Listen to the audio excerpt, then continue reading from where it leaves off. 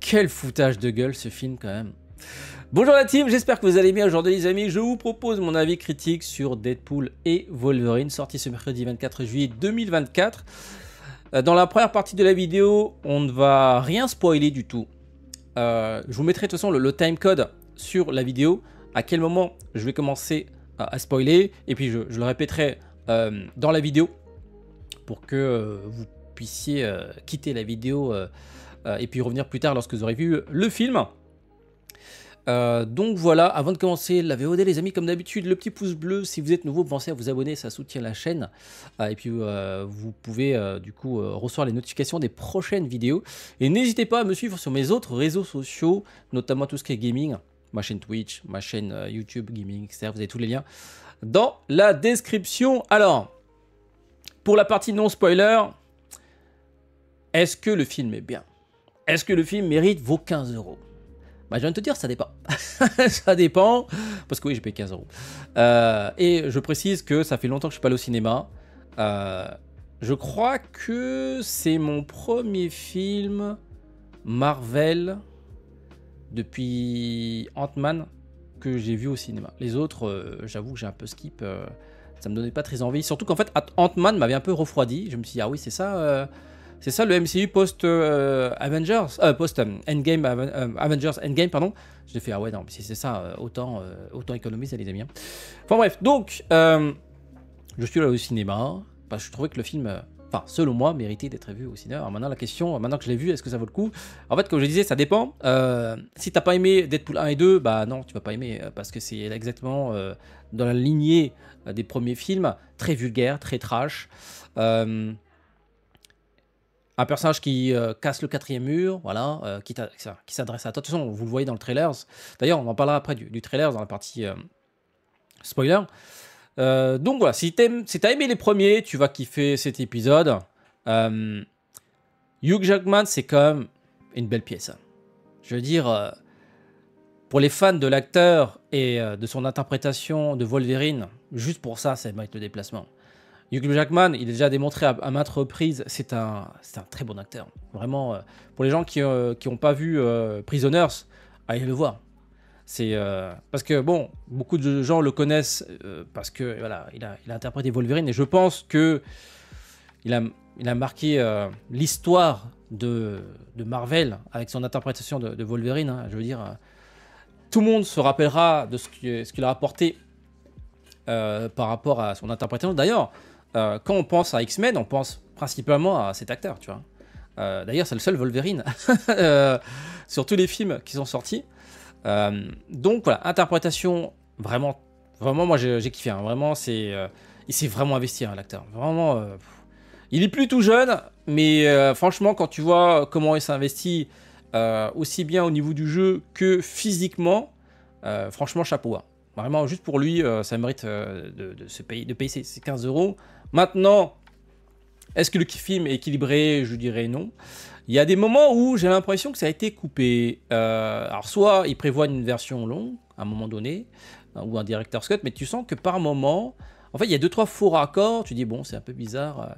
Et en fait, souvent, ce qui se passe, c'est que au montage, on dit, bon, bah, on va virer toutes ces séquences-là, et du coup, on se retrouve avec des transitions un peu abruptes, un peu pas smooth, tu vois. Tu sens qu'il y a, tiens, c'est bizarre, il y a un... Bon, on verra, ça se trouve, il n'y en a pas, mais c'est l'impression que ça donne. La réalisation, pareil, je la trouve inégale, il y a des très belles séquences, il y a des séquences un peu plan-plan. Ça, je trouve qu'en termes de mise en scène, j'ai l'impression qu'il y avait 2 personnes, tu vois, qui s'occupaient de ce film. Voilà. Donc globalement, il y a du bon et du moins bon. Le film dure quand même 2 heures. Hein. On le voit pas passer. Après, ça dépend du public en vrai. Si vous êtes fan de Deadpool, vous le voyez pas passer. Après, si vous aimez pas l'humour trash, vous allez en fait, il y a des gens qui ont quitté la salle parce que bon, je crois qu'ils sont trompés de film. Ils s'attendaient à autre chose ou sont peut-être venus pour Hugh Jackman. Mais bon, le problème c'est que c'est pas Wolverine, c'est Deadpool et Wolverine. D'ailleurs, le film il devait initialement s'appeler Deadpool and Friends apparemment, selon l'acteur, enfin selon les révélations de l'acteur durant un talk show. Ils ont changé ça suite à des retours négatifs de la part du public. Parce que clairement, c'est clairement vendeur. Cette affiche, je la trouve incroyable. Tu vas me dire, mais il y a quoi de particulier? Déjà, elle se voit de loin. Et ça donne juste ça, tu vois, ça donne envie d'aller voir le film. En termes de marketing, ils ont fait très très fort. Faire revenir Wolverine, c'est incroyable. Parce qu'évidemment, les gens qui ont vu les films, enfin le film Logan, savent que, voilà, normalement ça s'arrête là. En tout cas pour Wolverine / Hugh Jackman. Donc voilà, cette affiche, je la trouve vraiment, elle se voit très très bien de loin. Je vous jure, vous allez au cinéma, vous voyez, tu sais, quand tu vas au cinéma, tu as les différentes affiches devant l'entrée. Cette affiche sort du loin. Tiens, le mur blanc, les deux vraiment avec des couleurs bien vives. Marketing réussi. Et bah, du coup, c'est pour ça que je suis allé au cinéma. Marketing était vraiment réussi. Voilà, ils ont réussi à me faire sortir 15 balles pour un film. Aïe, aïe, aïe. Maintenant, voilà, comme je disais, c'est pas... comment dire? Il y a des gens qui vont pas aimer. Hein. Il y a des gens qui ont surkiffé, mais je pense qu'il y a aussi des gens qui risquent d'être déçus. Pour ma part, j'en ai eu pour mon argent. Enfin, j'estime... parce que voilà, j'ai vraiment adoré le travail de Hugh Jackman. Après, Ryan Reynolds, il est aussi très très bon dans ce film. Et en fait, le duo fonctionne de manière incroyable. Je pense que s'ils avaient viré l'un des deux, le film serait vraiment déséquilibré. Là, ça fonctionne parce que ils sont... Bah, de toute façon, vous voyez dans le trailer, ils sont complètement à l'opposé sur plein de plans. Et ça fonctionne vraiment très très bien. Donc très bonne synergie. Après, dans la vraie vie, apparemment, ce sont les meilleures sauces, hein, les meilleurs potes du monde. Et ça se ressent dans le film. Et pour moi, c'est une réussite. Tu vois. Quand deux acteurs s'entendent très bien dans la vraie vie, en termes de synergie au cinéma, bah, c'est magnifique. Donc vraiment, pour ce duo, voilà, ça mérite d'être vu. Alors des trois, j'avoue que j'ai une préférence pour le premier, parce qu'il y avait l'aspect découverte. Avec ce personnage qui casse le 4e mur, etc. C'était nouveau, hein, c'était un ovni parmi les films Marvel. Et bon, après le 2, il est sympa, mais il n'y avait plus l'aspect surprise, tu vois, comment dire, de l'aspect Deadpool, hein, parce que Deadpool, c'est un peu un personnage de cartoon. Et là, le 3e, je trouve, voilà, je le mettrai en seconde position. Voilà. Parce que bon, c'est vrai que l'effet de surprise n'est plus là. Bah, on sait que, voilà, il a tendance à nous parler pendant le film et à nous parler de choses qui sont en dehors du cercle, enfin en dehors du récit de l'action. Donc globalement, je pense que voilà, si vous êtes fan des Deadpool, en général, je pense que vous avez vraiment apprécié ce qui a été proposé là pour ce film. Les gens qui s'attendent à un renouveau du MCU ou qui s'attendaient vraiment à quelque chose d'incroyable, parce que c'est vrai que le trailer se donne vraiment très très envie. Du coup, tu te dis waouh, ça va être une dinguerie, tu vois, ça va partir dans tous les sens. Ils ont fait revenir Hugh Jackman. Ils vont peut-être être un chouïa déçus. Voilà. Après, c'est peut-être la faute du trailer. Voilà. Moi, je pense que le trailer. Après, le trailer fonctionne dans le sens où ça donne envie d'aller au cinéma, mais le trailer. Je trouve qu'il révèle peut-être un chouïa trop de choses. Voilà. Donc voilà, on va s'arrêter ici pour la partie non spoiler. Et donc là, je vais revenir sur certains points précis du scénario. Et vous allez comprendre pourquoi je trouve que c'est un foutage de gueule. Voilà. Donc si vous n'avez pas vu le film, vous pouvez quitter la vidéo. Avant de partir, le petit pouce bleu. N'oubliez pas de vous abonner pour ne pas rater les prochaines vidéos. Donc voilà, pour la partie spoiler, on va revoir en détail les points positifs et les points négatifs du film. Vraiment, quand je disais en introduction dans la partie non spoiler que le duo est incroyable, en vrai, il faut vraiment saluer l'interprétation de Hugh Jackman. Hein. Il est vraiment très très très bon. Il est vraiment, tu sens qu'il est investi dans le rôle. Il fait une grande partie de ses cascades et même physiquement. Franchement, chapeau à lui. Hein. Il est plus tout jeune, hein, le petit Hugh Jackman. Hein. Le mec a quand même 55 ans. Quand il a tourné le film, je pense qu'il devait avoir 53 ans. ou 54, mais il a un physique incroyable. La question, c'est est-ce qu'il est totalement naturel? Ça, c'est une autre question, mais enfin, faudrait demander à des spécialistes d'ailleurs. Dites-moi dans l'espace confortable, vous pensez qu'il est naturel ou pas? Mais en tout cas, physique incroyable. Mais vraiment, tu dis, waouh, 55 ans, avoir un tel physique. Euh, Même si, voilà, on peut dire que c'est pas, ça semble pas très naturel. Pour atteindre quand même ce niveau de physique à cet âge-là, c'est vraiment un respect total, tu vois. Mais voilà, c'est pour ça que j'aime bien cet acteur. Le mec, que ce soit un film de super-héros ou un film tout court traditionnel, le mec qui s'investit, c'est un acteur qui s'investit. Et voilà. C'est une valeur sûre quand tu vois Hugh Jackman sur une affiche, tu sais que voilà, tu vas apprécier ce qu'il va te proposer. Et d'ailleurs, le film, je trouve, fonctionne un peu grâce à lui parce que Deadpool va vraiment dans tous les sens. Plus que jamais, il va dans, comment dire, dans le trash talk. Il parle tout le temps. L'aspect cartoon du personnage, là, elle est à fond, là. Hein. Et en fait, ça fonctionne parce qu'il y a Hugh Jackman qui, lui, est à l'inverse de Deadpool. Il est très terre à terre. Lui, il a background. Il parle pas à quatrième mur. Il a pas, voilà, il est tout seul. Tu vois, Deadpool, c'est vraiment un cartoon.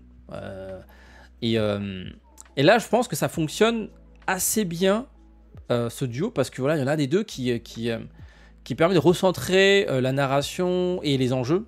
Parce que dans les premiers Deadpool, en vrai, il n'y a pas vraiment d'enjeu. Tu vois que c'est un personnage qui est loufoque. À aucun moment tu dis, bon, il va se passer un truc intéressant. Là, avec la présence de Hugh Jackman, je trouve que ça apporte de l'émotion. Et c'est ce qui manquait, je trouve, hein, personnellement, au premier Deadpool. Je trouvais qu'il n'y avait pas forcément d'émotion. On rigole, mais est-ce qu'on a une petite, un début de larmes dans les premiers Deadpool? Franchement, je sais pas. Hein, quelle scène? Franchement, là, de mémoire, j'aurais du mal à te citer une scène qui m'a un peu ému. Là, dans dans ce film, il y a deux séquences. Une dans la voiture où il découvre que Deadpool l'a un peu menti, tu vois, sur les objectifs, et il pète un plomb, tu vois, et tu sens qu'il est incroyablement juste. Hein. La scène où il s'énerve dans la voiture, enfin il s'arrête, il s'énerve, il dit vas-y, j'aurais préféré que tu cannes, etc. C'est franchement, ça m'a donné des frissons. Voilà, son jeu d'acteur m'a donné des frissons. L'autre scène que je trouvais aussi incroyable, c'est lorsqu'il revoit X23 pardon, autour du feu. Pareil, quand il raconte ce qui s'est passé, en fait, tu sens que le personnage, il est, comment dire, il est usé. Ça se voit sur sa tronche, il est usé. Il y a le remords qui le ronge, et ça, c'est ça la différence entre un acteur qui joue et un acteur qui incarne. Là, je vois plus Hugh Jackman en fait. Là, je vois Wolverine. Tu vois.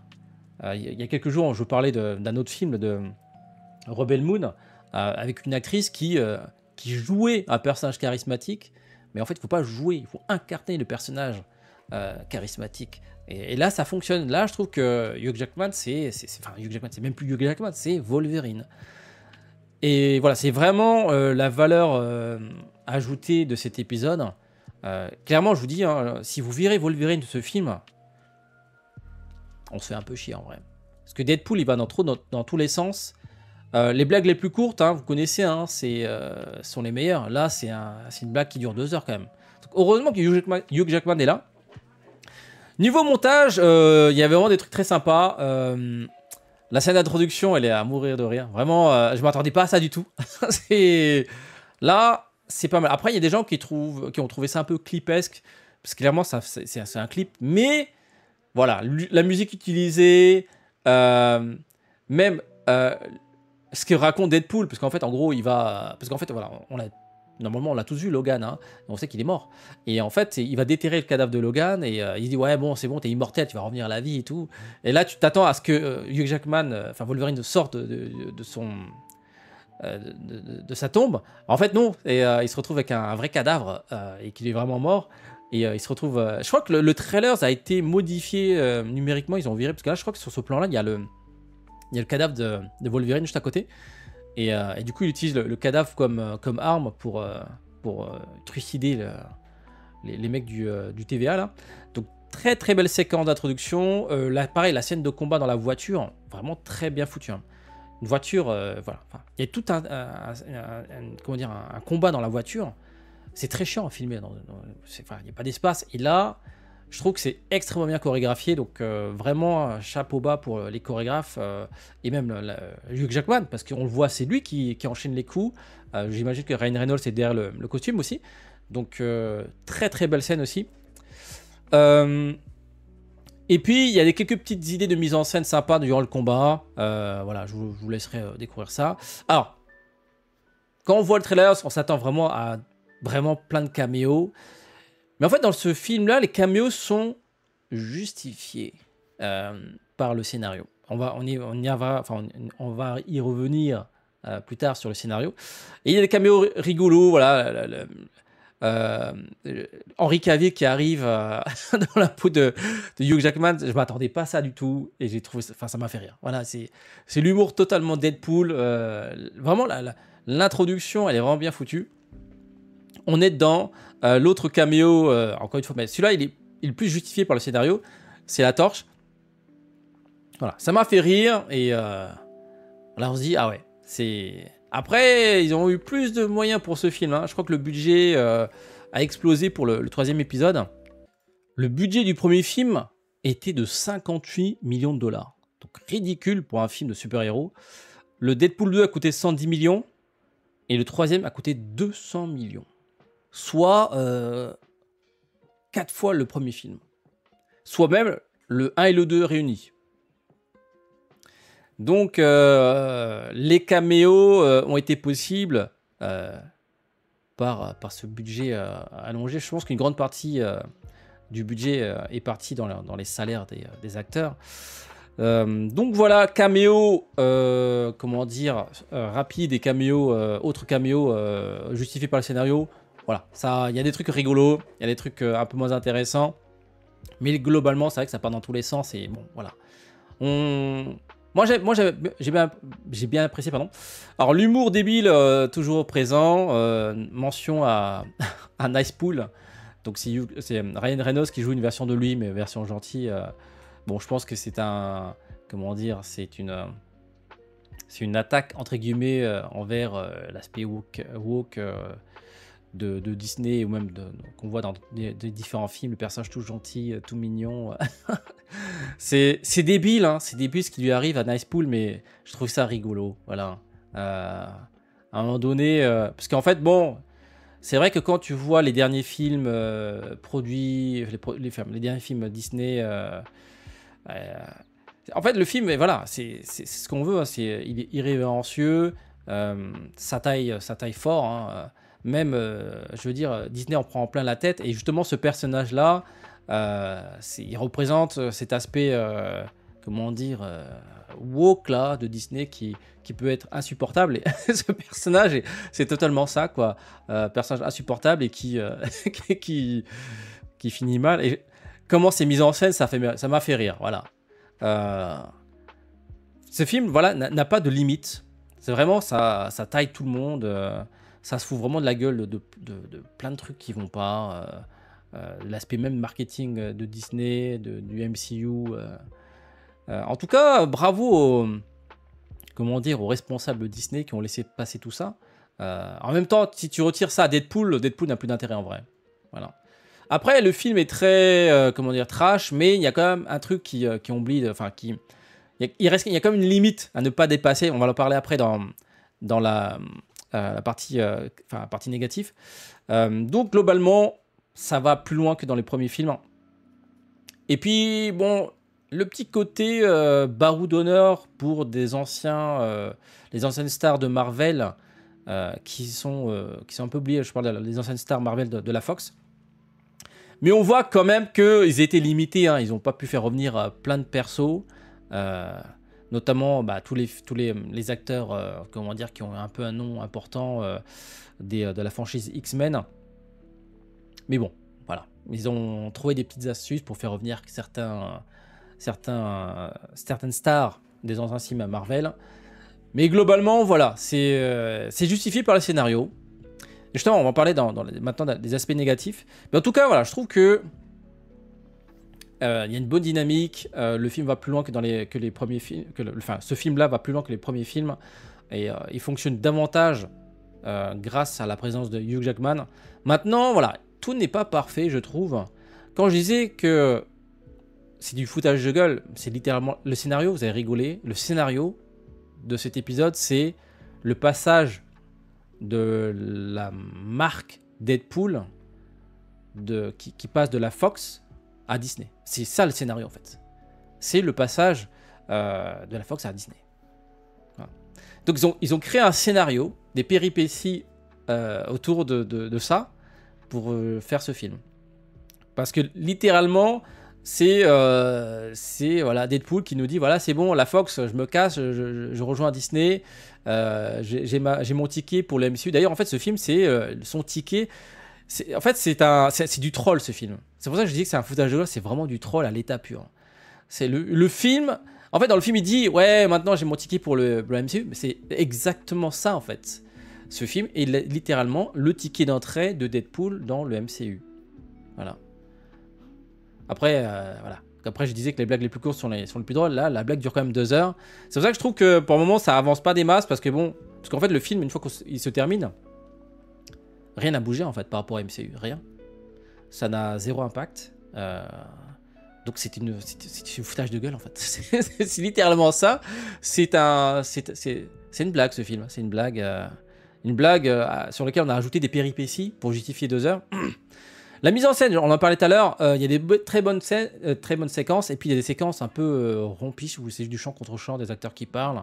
Donc j'ai l'impression qu'il y a 2 réalisateurs. Hein. Il y a un réalisateur technique pour les scènes de combat, et puis le réalisateur pour tout ce qui est histoire. Bon, bah, il apporte rien du tout. C'est voilà, c'est juste des plans chant contre chant. Bon, après, tu vas me dire, bon, on s'en fout. Tout ce qu'on veut, c'est voir des blagues de potache. Voilà. Après, oui, mais ne t'attends pas de la mise en scène travaillée. Tu vois, en fait, la mise en scène, ça coûte pas beaucoup d'argent. Hein. Je veux dire, tu regardes House of the Dragons, les plus belles mises en scène, c'est pas forcément des plans qui coûtent beaucoup d'argent. C'est juste la composition du cadre, comment les acteurs se déplacent dans le cadre, comment l'action est amenée par la caméra. Là, c'est vraiment des plans champ contre. Quand ça parle, hein, vous allez voir, c'est principalement du champ contre champ. Il n'y a pas d'effort de mise en scène. Après, bon. Le réalisateur, je sais pas ce qu'il a fait avant. Je peux regarder. Alors, le montage, il y a des gens qui vont pas aimer, et il y a des gens qui vont aimer. C'est vrai que par moi, ça fait vraiment clip. C'est pour ça que je vous disais, j'ai l'impression qu'il y a 2 réalisateurs. Il y a un réalisateur pour l'aspect combat avec du montage un peu clipesque. Et puis, quand c'est pas du combat, bah, c'est du champ contre champ. Donc peut-être que le montage un peu clipesque va vous saouler. Bon, ça dépend voilà, des gens. Et voilà, on va parler du trailer, ce qui montre trop, je trouve. Ça m'a un peu gâché.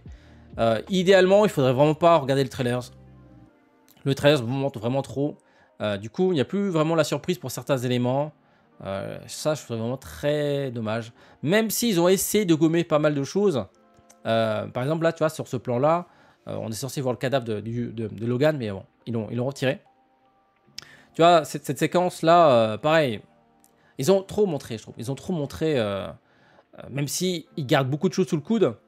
Mais j'aurais préféré en fait, juste une séquence entre les deux, dans le bar, par exemple, dans le bar où ils mangent à un moment donné, là. Juste ça, je pense que ça aurait fonctionné. Après, bon, je peux comprendre qu'ils ont besoin de faire rentrer de l'argent, parce que bon, les précédents films MCU n'ont pas cartonné. D'ailleurs, petite précision, la licence Deadpool fonctionne de manière très très bien.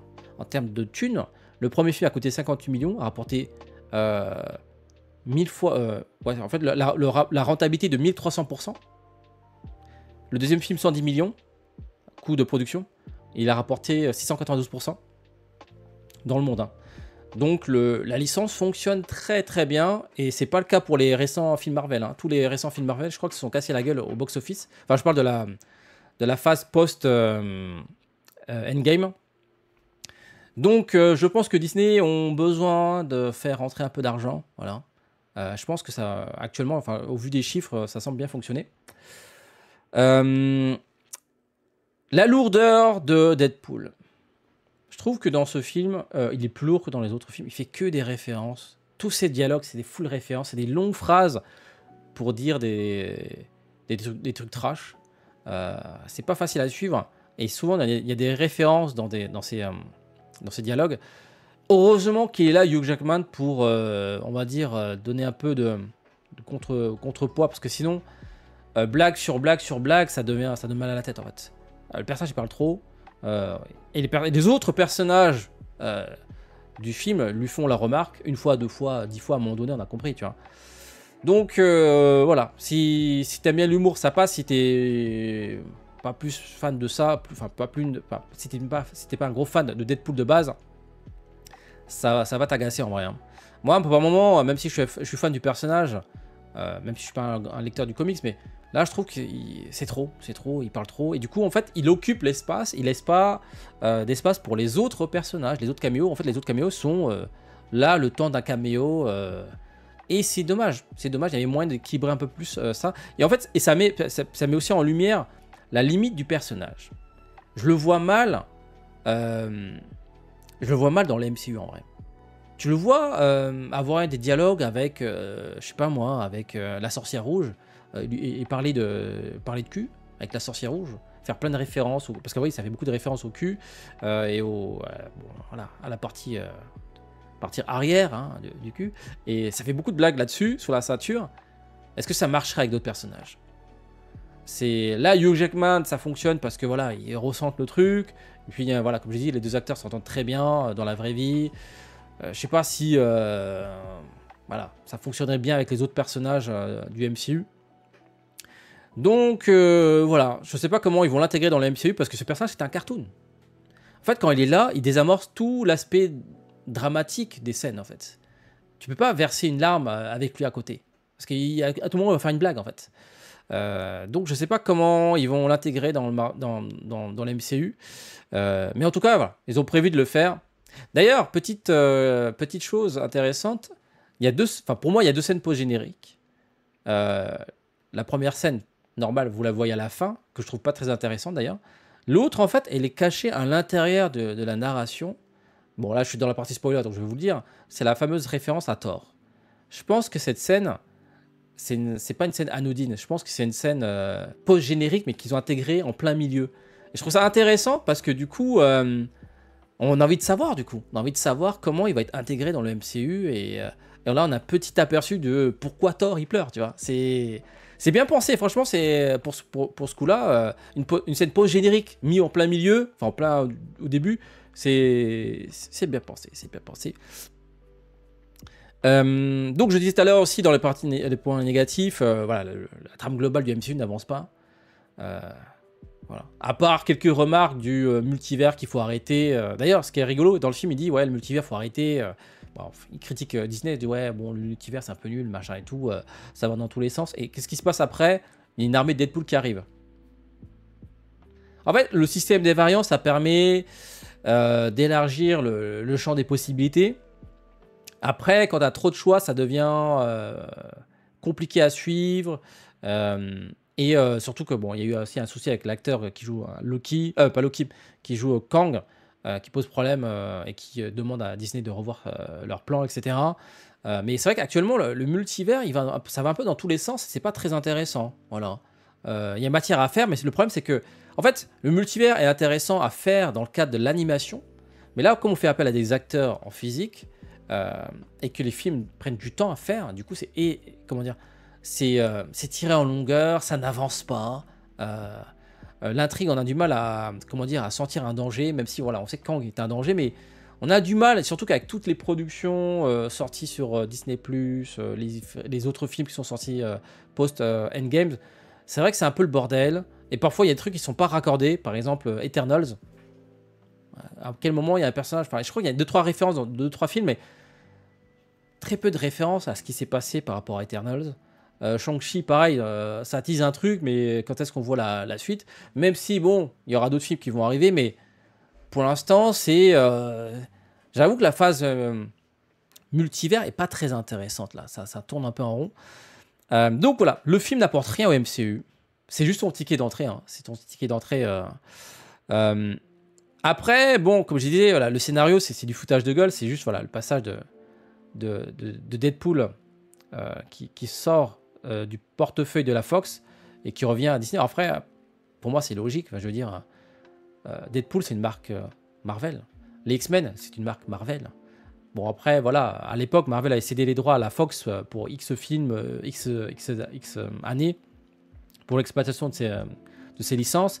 Et la Fox, ce qu'elle a fait avec, elle a essayé de faire quand même un sort de MCU à la Fox, hein, avec les films, comment dire, les films X-Men. Il y avait une continuité, même s'il y a eu un reboot, mais même si, enfin, malgré le reboot, il y avait quand même une continuité avec la présence de Hugh Jackman. Là, ça devient plus cohérent de tout rassembler au sein du même univers. Mais bon, de là à faire un film pour annoncer que Deadpool a été racheté, enfin, a été récupéré par Disney, voilà, je trouve ça un peu facile. Voilà, c'est pour ça que je trouve que ce film, vraiment, hein, ça aurait pu être juste une blague sur Twitter, tu vois. Genre, ce film aurait pu être un tweet, hein, tout simplement, voilà. Deadpool revient chez Disney, point, voilà. Ça aurait pu faire ça, ça aurait pu tenir sur un tweet. Sauf qu'ils ont décidé de faire un film. Hâte de voir comment ils vont l'intégrer dans le MCU, parce que pour moi le personnage a ses limites, hein. Donc voilà les amis, dites-moi ce que vous en pensez du film pour les gens qui l'ont vu. Sur ce, je vous dis à très bientôt pour d'autres vidéos. Le petit pouce bleu, le petit abonnement, n'hésitez pas à me suivre sur mes autres réseaux sociaux, vous avez le lien dans la description. À très bientôt, ciao ciao.